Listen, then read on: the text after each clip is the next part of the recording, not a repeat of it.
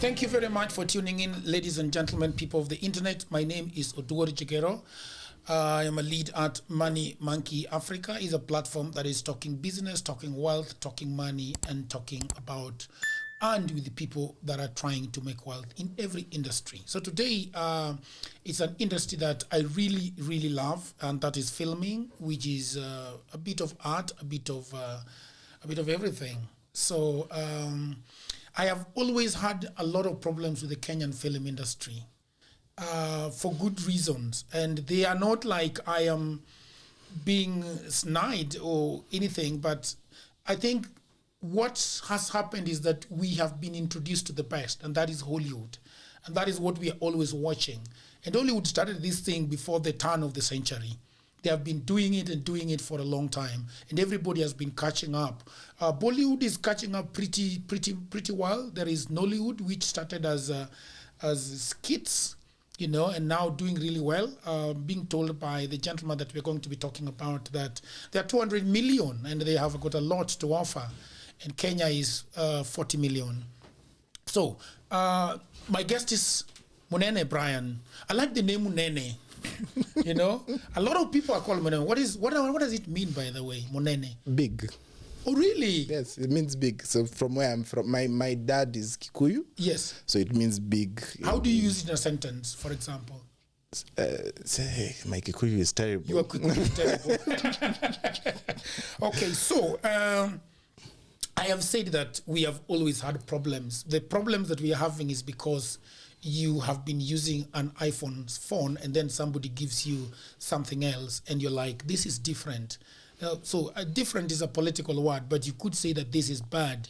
So a lot of people might be saying Kenyan movies are bad, and they start watching it and they probably, say, let me get something exciting, something with a lot of a proper accident scene, a proper hospital scene, a proper just everything done well, and you are wild. You're like, this is a crazy world.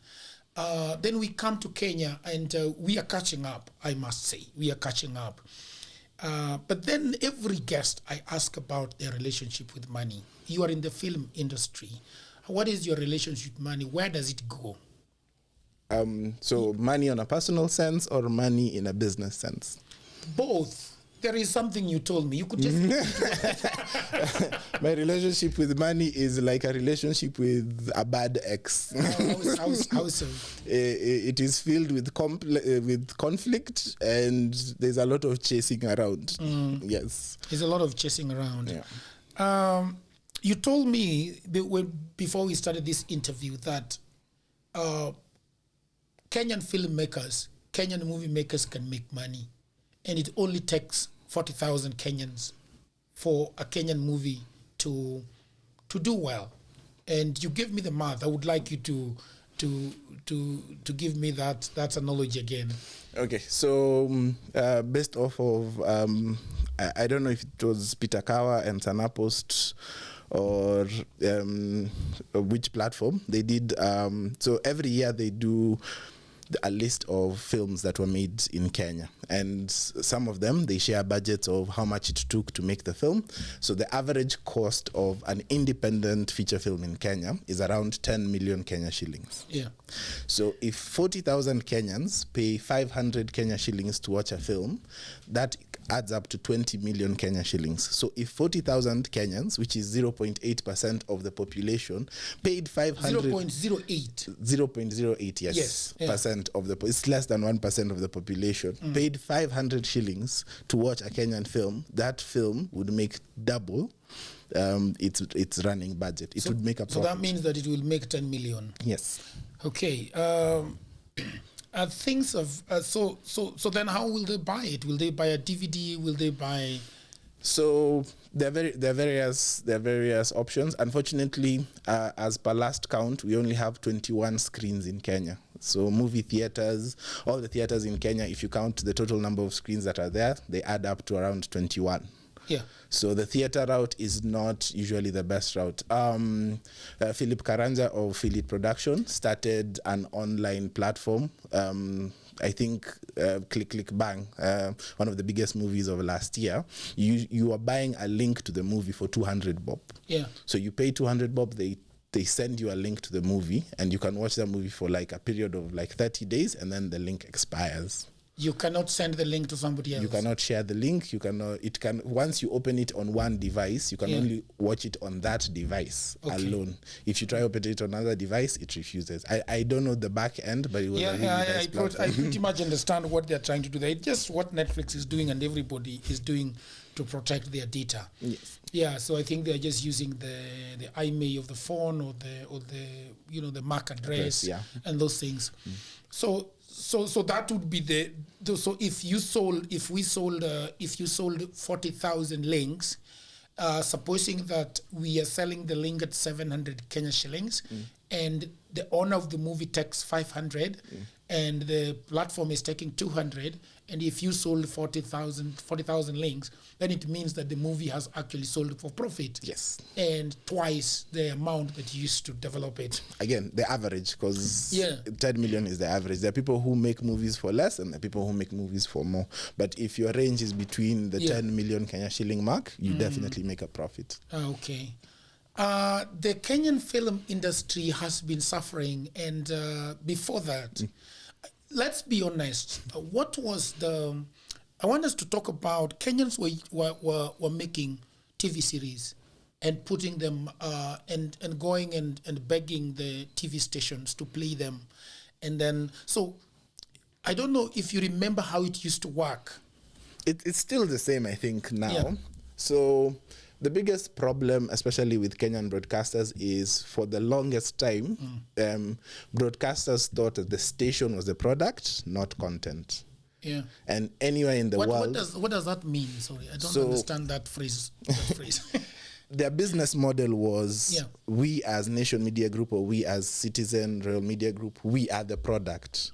People come to us to advertise. Yes. So the station is more important than the content, because for a long time they didn't realize that you cannot get eyeballs on your station if you do not have content. They thought by virtue of the fact that we control the airwaves, we have mass appeal, advertisers come to us, we are the product, the station is the product.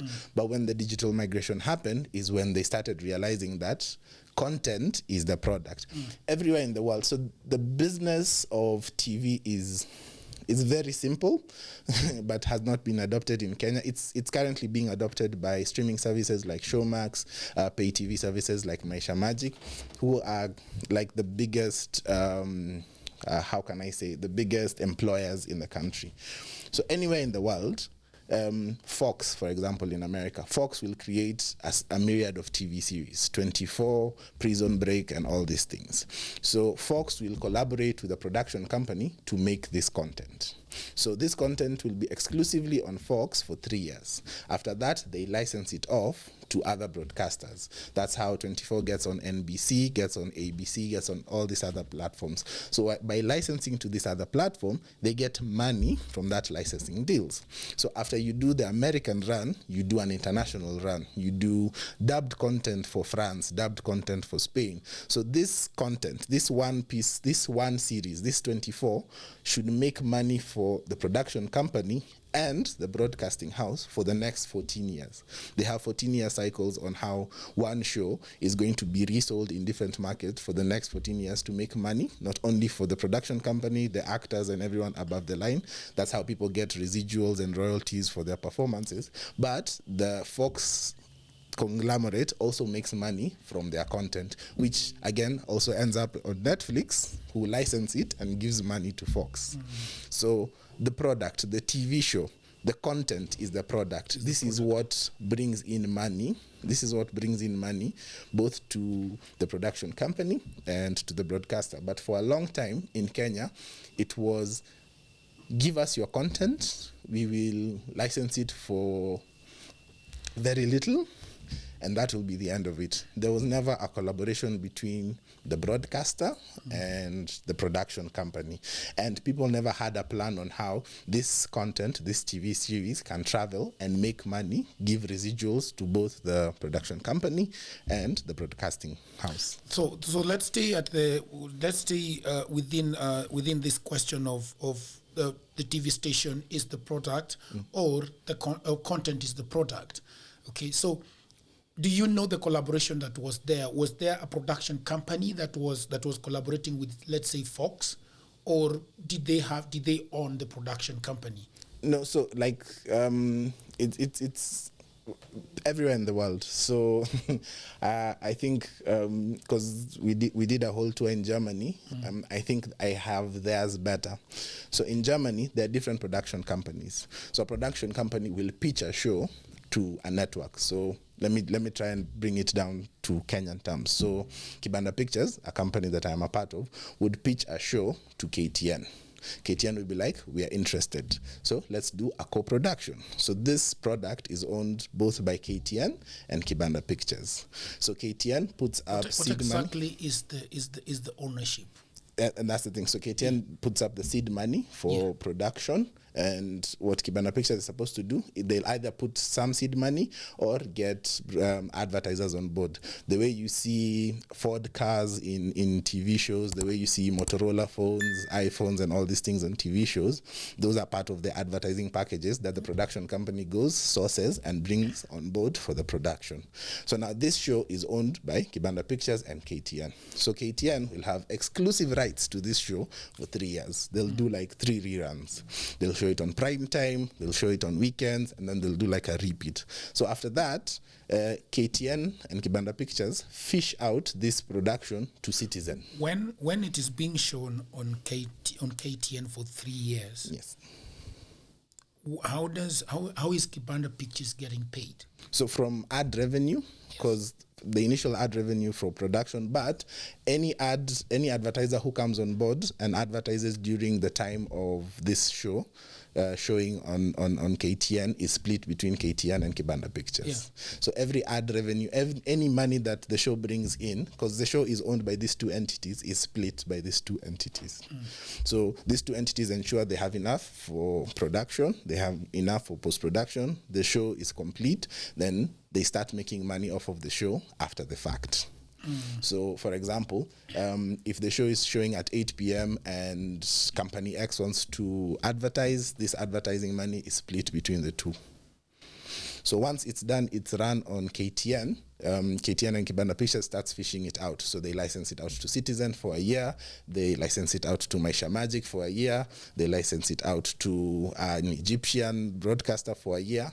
The essence is this show, this product is supposed to bring recurrent income to both the production company, the actors, and everyone above the line for the next 14 years, because this is the product. Yeah, and who has a say when in negotiations with other people that they are giving these movies to? Does Banda, do you think Banda Pictures has a say? They trust Fox or they trust KTN too? So both companies have a say, but the wonderful thing about developed countries is that the moment it's done its lifespan on KTN, you give it to a distribution company. So the distribution company is the one that is in charge of ensuring it goes through all this channel. Everything is more or less set in a structure that exists. So there is no, I know in Kenya, we have that feeling of KTN might undercut me or Banda might undercut KTN. And that is the question I'm asking. Is there honesty? Can you look at it? Do you know if you can look at it and see what has come in and they can share? Yes. So distribution, so after it's done on KTN, you give it to a distribution company that ensures that whole 14-year cycle starts. So this distribution company gives you yearly breakdowns of, we took it to these stations, this is how much we made, this is our cut for distribution, this is your cut for everything else. And the distribution company also works with, if we had guilds and associations and stuff like that, so actors get their residuals, directors get their residuals, showrunners get their residuals, and everyone is paid through this whole pipeline. Okay. I want to ask you a question, and it's a yes or no question. When we had during the time that we had no Netflix, we had no showmax, we had nothing. Do you think that the Kenyan stations were fair to content creators? That is not a yes or no question. It is. Were they fair? Yes. So everyone treated it very differently. That's why it's not a yes or no question. So I think, and this is why they're still the biggest. I'm going to rephrase the question. Yes. Do you think it is better now working with Netflix, Showmax, or any other streaming platform than, let's say, when we had only the Kenya stations to work with? Is it fairer? So again, everyone treated things very differently. Citizen went a very different direction from everyone else. Yeah. And this is why they're still the biggest TV station in Kenya right now. So Citizen, I think, realized very earlier on that content is king and decided to do in-house projects. They did Tahidi High, Mother-in-Law, Papa Shirandula, and the likes. Even now, Primetime Kenya, everyone can mention what's on Primetime on Citizen. I'm sure you can't even tell me what show is on KTN right now. Yeah, it's a shame. and that's the thing. So Citizen came up with a model where it was very stable. I had the luxury of working on one of the projects, and the working conditions were really good. The terms were really good. Actors were being paid really well. Crew were being paid really well, and it sort of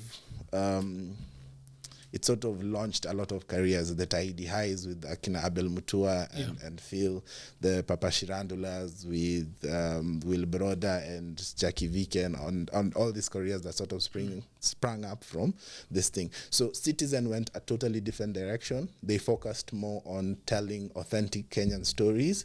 And through that, they were able to create an industry where if you are on Citizen, you are doing good. You are earning a living wage. But everyone else went a very different direction, and for everyone else, I would say it is better now with pay TV and streaming services coming on. But I think Citizen set a standard that I thought a lot of the other stations would follow, but they didn't. I heard several times that the stations were paying peanuts to the actors and people that were. There is a time I remember when I met guys that I know in the lift rehearsing a show, and he told me that he had just been given the script that morning. And for me, it spoke a lot about the end product, because if you are having the script the same day and you're shooting the same day, anybody watching the show is saying that this person is not prepared. And the blame game has been that you don't know where to put the blame. And this, I think, brings us now to the quality of the films that we do here in Kenya. I have had a feeling that sometimes the scripts are very weak. I have had a feeling that you see, because I have written scripts for a very long time. I have done theater, and I don't know whether I can be able to name this person, but I don't think I'm not going to name him.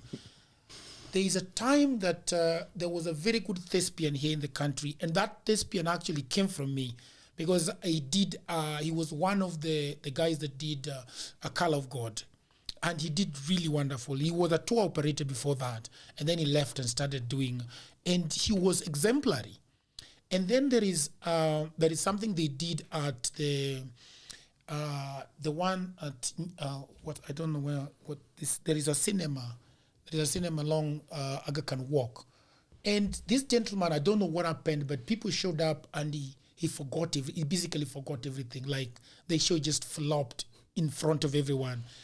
And I remember I talked to him later, and he told me that he did not have time for that script, and that is why it was just a mess.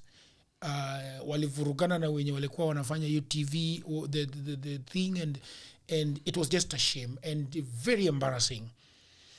I think he's still embarrassed about that show up to now.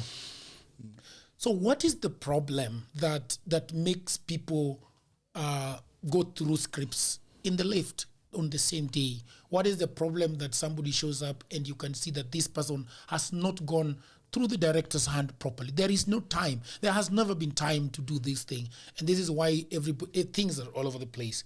In your estimation, before you say that, a friend of mine was making a Netflix movie that he was pitching to Netflix, and the movie had been returned to him 3 times. That we want this scene to be redone, we want this scene to be redone. And you could see that they were following the quality.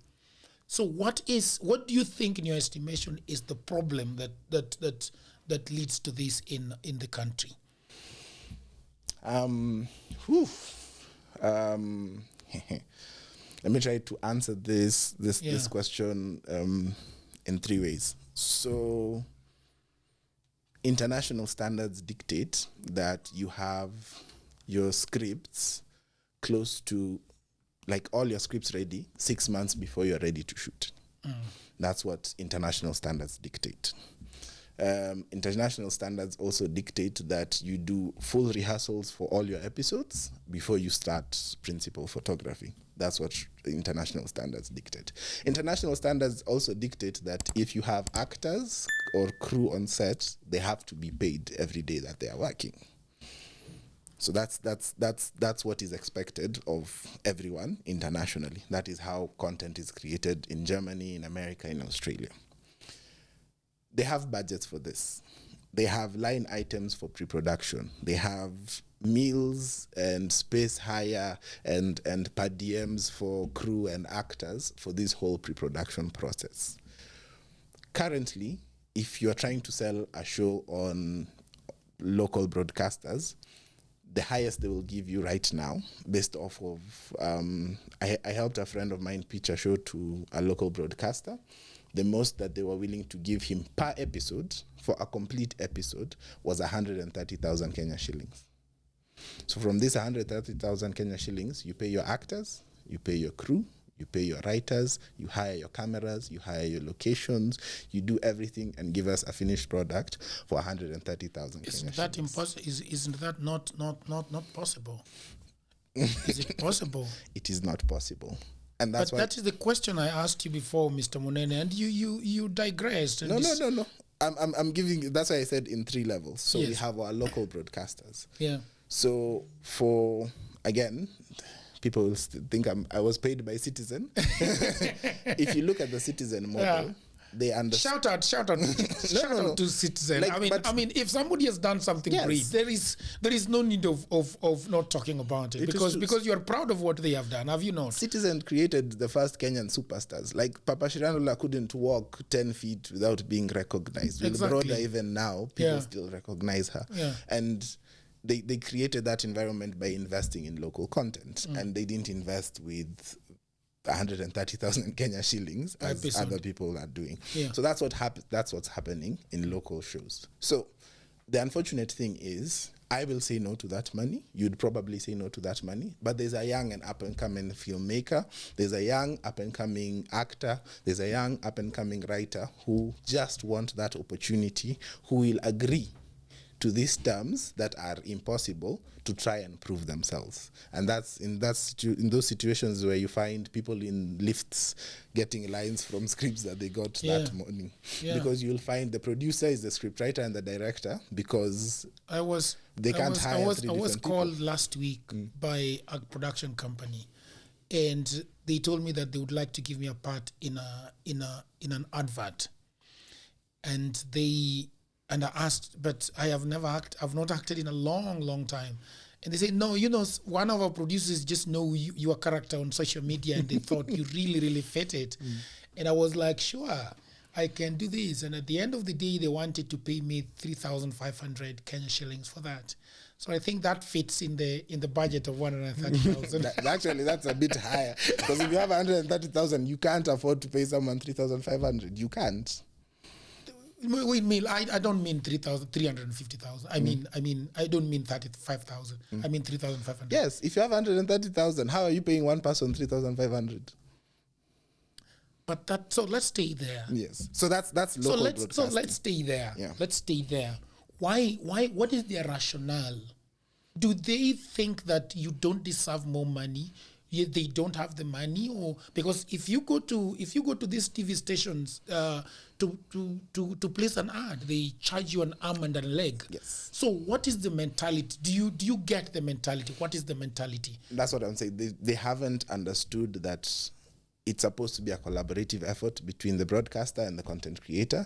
It's not supposed to be this licensing thing that they're trying to do. Yeah. It's supposed to be, okay, we like your product, let's do a collaboration. Because when the production company and the broadcaster comes together, it is very easy for Nation Media Group to get advertisers on board on a project way before it started. Yeah. It's very easy for Nation Media Group to give you their post-production facilities to edit and do all these things. Yeah. It's very easy for them to give you their vans, their equipment. They have a big machinery behind them that would make the production of these things seamless and cheaper. Yeah. But they still haven't understood that to create these things, it's a collaboration between the production company and the broadcaster, and the content is the good that you're selling. Because this content is not only supposed to bring eyeballs to your station, it's supposed to give you residual revenue after it's done on your station. Right now, there are very many shows that are just lying dead in archives. What is it called? Changing Times. There's this one I really love. They don't like give it out to other people to stream it. Yeah, but they just keep it. Yeah, like they're just in archives. When was the last time you saw these things? I remember in 2016, we were in France with a friend of mine, and the national broadcaster was showing Die Hard dubbed in French on TV. And that's the thing. The content is the product. This is something that, because even now, if you look at the telenovelas that are on TV, they're advertising those stations. Because at the end of it, at the beginning, you see the station that it was from, and at the end, you see the station that it was from. Yeah. Local broadcasters have not understood that the content is the product. Yeah. So that is tier one, the local broadcasters. Then we have tier two, the entry-level pay TV. I shall not mention names because I shall need them to give me work in future. Yeah. So entry-level pay TV would give you, depending on first your bargaining power, your experience in the industry, and your concept, anywhere from 500,000 to $1 million per episode to do an episode, a 24-minute episode of something. So usually the wonderful thing about entry-level pay TV is they understand it's a collaboration. So they're usually open to giving you their space. They're usually opening to, if you need transport and they have vans, they would give you, they sort of understand the business. And from there, you sort of get better quality products. You get better quality shows. You get better paid gigs and so on and so forth. So entry-level TV is now being popular. The Go TVs, the Star Times and the such, because they are paying more and they understand better the content creation space. Yeah. Then you have now your streaming and your... This is now the tier 3. Yes, the top tier now. You have your streaming and you have your high-paying TV, the DSTVs, the Mnet, the Showmax, the Netflix, whose budgets depend... Amazon? Yes. Amazon Prime is coming, 2026. That is not coming. It is coming. It's 2026. Is it not in Nigeria? Yes, in Kenya. Like, they will be in Kenya in 2026. That is when? We are in 2023, in 3 years' time. Yeah. They have told you guys this? The rumor has it. Let me just say that. But they are in Nigeria right now. They're in Nigeria and in South Africa. They're actually setting up shop in South Africa. They did a whole recruitment drive, hired people. They have an office in South Africa. So they're starting this whole African market. They started with Nigeria because, again, 200 million people. It makes sense there. So they're doing Nigeria, South Africa, and then Kenya. So 2026 in the earliest. Netflix is here, but mainly for licensing. No originals as per yet. But those top tier give you...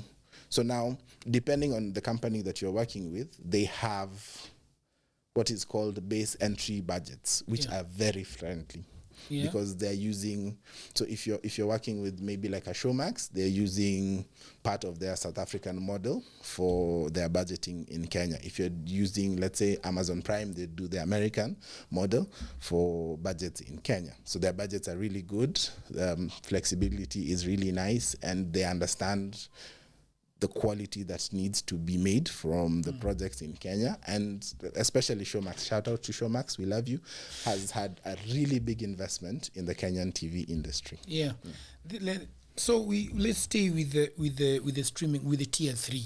So Netflix gives you a contract and tells you, hi, this show will be on Netflix. We have committed that this show will be on Netflix. We will give you 10% of the budget, the rest is on you. Yes. That's what a pre-licensing usually is. So, because Netflix has already given you an assurity that the show will be on their platform and some of the seed money to start production, you can therefore go to Safaricom and be like, hi, this show is going on Netflix, give us this money, and one of our characters will be an M-Pesa agent. Then we're like, hi, Toyota Kenya, this show is going on Netflix, give us this money, and all the cars that will be on our show. Is that agreeable to Netflix? Yes, because it's a pre-licensing agreement. Yeah. So as long as it's not overt advertising that you hold a scratch card and say Safaricom, the better option. you can have it's you the can same have thing. Those subtle kind of. I've seen them on in Hollywood. Yeah. Exactly, like it would make sense to have a character who's an M-Pesa agent, and by virtue of the fact that in an M-Pesa agency, is this really working? The pre-licensing. No. The pre-licensing, yes, is working because you've told me it does. Yeah. But going to these companies and asking them to give you money because it's going to be on Netflix, do they agree? Do they get excited? So I know of 2 projects that have done that. Again, NDA, I cannot talk about them. Yeah. But to some extent it is. So the unfortunate thing is you need to have a name for these doors to open, because Toyota Kenya won't just give anyone the money. Because if you have a name, for example, if you're like a Tosh Gitonga and you're like, hi, I have a show on Netflix, give me money, they'd be more welcoming. So they are giving you money in what way? They are giving you for appearing on their show? It's for product placement. Product placement. Yes. So it's all our cars will be Toyotas. We will find a way of highlighting the features of the car in the show. So first you give us the car, and then you give us X amount of money. Hey. Yes. But the show is going to be on Netflix, so it's going to have eyeballs. Yeah. That is true. You talked about a few things. I told you the other time that I feel like sound is still something very problematic for our sound, actually, and high level. I don't know, what do you call them? The scenes that are very, like somebody flying, somebody jumping, there is an VFX. accident. VFX, yeah? VFX and SFX, yeah. Yes. So why do you think, is it still the budgeting? Because we don't see a lot of, I would see somebody doing crazy things from KICC, to the other side, I would see some crazy accident. I saw the accident scene on the last one. It's on Showmax. What is it called? Where Brian Ogola is. Second Family. Second Family. I saw the accident scene, and I felt like,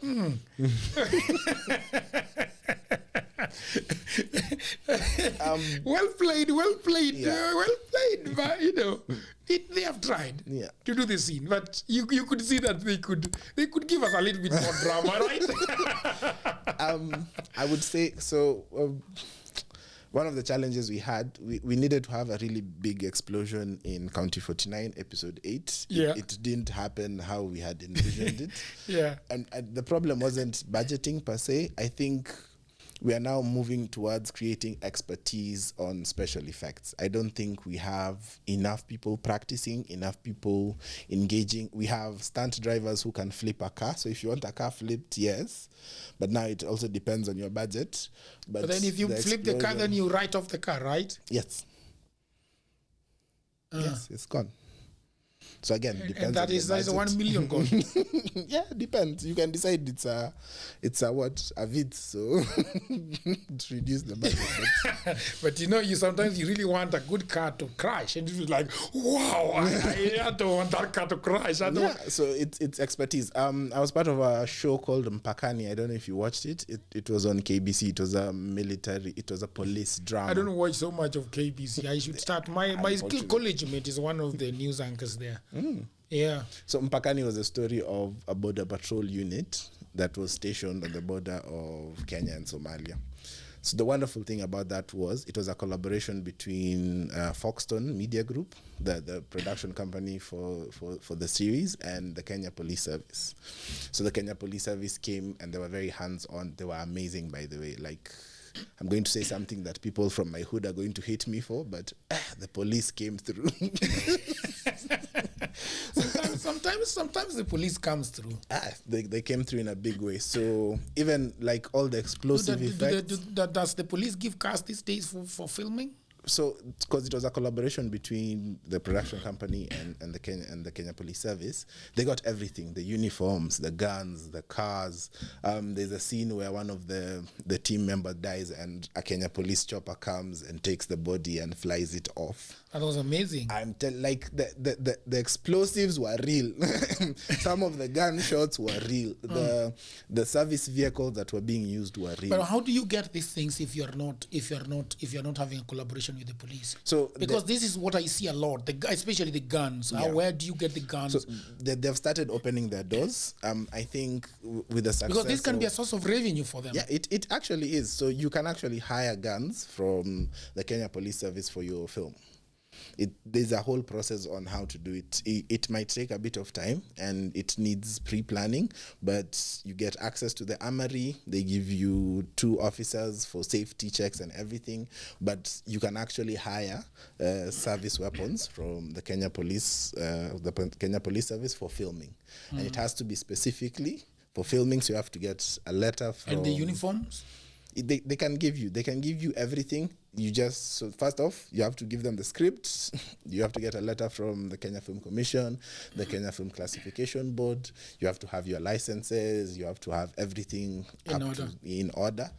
You present your case. You tell them these are the things we're going to use them for. This is the theme of whatever it is that we are doing, and they'll give you the guns. Yeah, I think we are coming to the tail end of this conversation, and it has been amazing. The question I wanted to ask you was that there are lots of kids who want to be in the film industry. If you go to Sana Post, I saw a lot of them there. I tried emailing some for some project that I was having, but they don't even check the emails. So I only got one. By the way, I don't know how Kawa does this, because when you're registering, they ask you for the phone number. But now when you want to reach these people that are already on Sana Post, you can't see the phone number. So I don't know why it works like that. So probably one of these days I will have a conversation with Kama about Sana Post. But what is it that I talked with you about this, and you told me about I see it in writing that people are not very serious about where they want to go. What is your evaluation of the Kenyan kids that want to get on filming, and some of the problems that you're having with them? Because you told me you have problems with them, and how they can be able to become better and become better professionals. There is a young man. I have never met him. I don't know how he looks like. Even if he passed me on the street, I wouldn't know. But I love his work. He's called David Waronja. David Waronja was a young filmmaker. He did not wait for opportunities. He created opportunities from himself. David Waronja shot, I think, 3 short films using his mobile phone that were absolutely amazing. Like, they were not high concept or crazy ideas, but it was just so well done. The storytelling was so beautiful. Shot on mobile phones. Nothing else. I think it was an iPhone 10 or something. Shot 3 beautiful short films. And from those short films, I remember there was a time someone was looking for an entry-level director, and I recommended a person I have never met. Yeah. I don't know.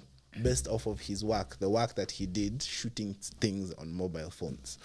I have come to realize that there are 2 types of young people who want to join our industry. There are people who feel like this is their gateway to fame, and acting, directing, or being in the film scene is their gateway to fame. And those ones fall off the way very quickly, the ones that don't check their emails.